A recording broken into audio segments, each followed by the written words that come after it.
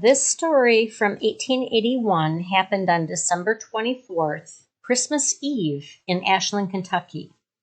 Ashland sits on the Ohio River in the eastern part of the state. It was also home to the well-known Gibbons family.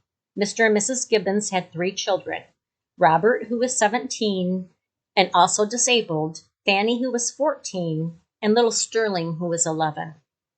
On December 23rd, 1881, Mr. and Mrs. Gibbons were away, and they had taken Sterling with them.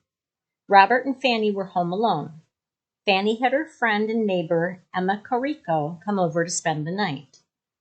Sometime later that night, William Neal, Ellis Craft, and George Ellis broke into Gibbons' home with a crowbar.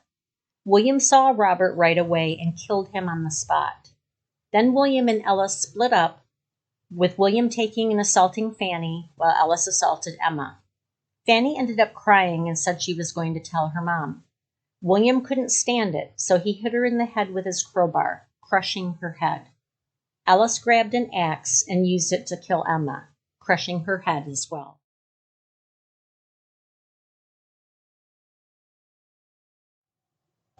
By now it was Christmas Eve, and the guys had to cover their tracks. Ellis took a coal oil can and covered the girls' bodies, as well as their bedding and clothing, and set them afire before they fled. Emma's mom saw the flames from across the street and was able to sound an alarm. Fortunately, the bodies of the children were recovered before all the evidence was destroyed. Investigators had very few leads, but George Ellis became worried, and after about 10 days, he confessed his guilt. He stated that William was actually infatuated with Fanny and said he would have her before the year was out. He said William and Ellis came to his house on December 23rd and threatened him with murder if he didn't go with them to the Gibbons house. All 3 men were arrested and taken to the Lexington jail.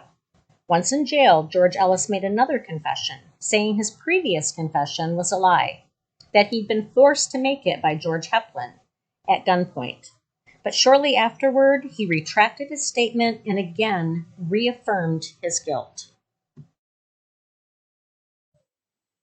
In exchange for George's cooperation, he was tried and found guilty and sentenced to life in prison. People didn't feel this was fair. They broke into the jail, took George away to Ashland, where they hung him. Before he died, he once again admitted his guilt. William Neal and Ellis Craft were tried several times, and each time were sentenced to death. Somehow they managed to get another trial, which infuriated the mob to the point that Governor Blackburn felt it was necessary to send a large contingent of state troops with them to protect them from the mob. In the fall of 1882, the trial was postponed. The mob demanded Major John R. Allen, commander of the state forces, deliver William and Ellis to them. He refused, though, and boarded a steamboat with his troops and the prisoners to escort them back to Lexington. The mob boarded a train of flat cars on a train that ran along the riverbank from Catlettsburg to Ashland and kept firing on the steamboat all the way to Ashland. The troops did not fire back. When the steamer reached Ashland, they were met with a crowd on the shoreline. The militia didn't return fire, but they made a barricade with items from the ship. A group of about 20 people stole a ferry boat in Ashland and tried to intercept the steamer. As the ferry boat got close, they started to shoot, and this time the militia returned fire. Most of the men on the ferry jumped into the water to avoid being shot, but the battle sent people everywhere shooting.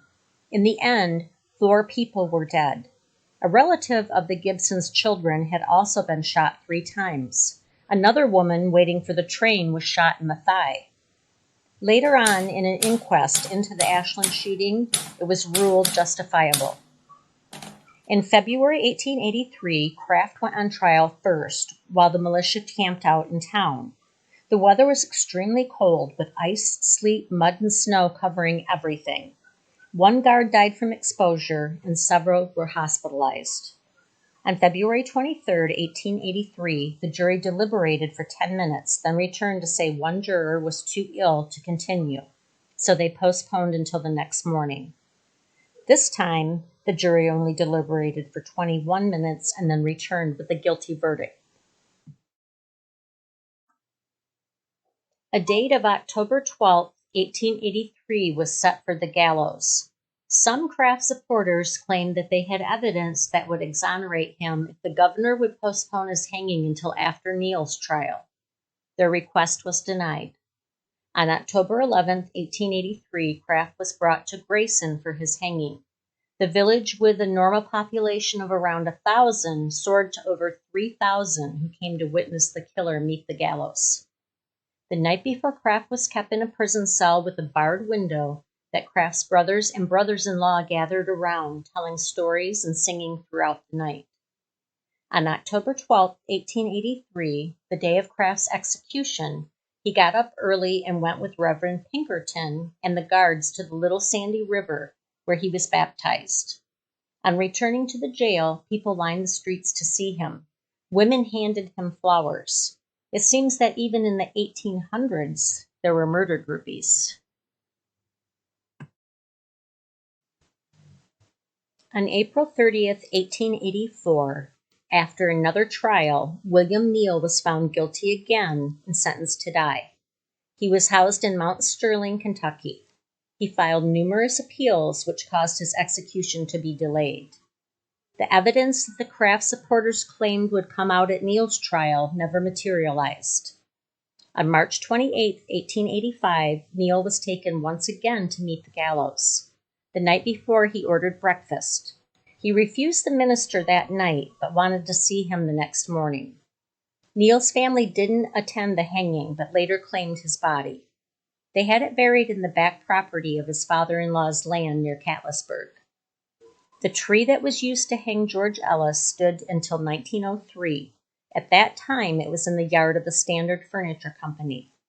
The Gibbons home was torn down after the fire, but it was located at what is now the corner of 28th Street and Carter Avenue.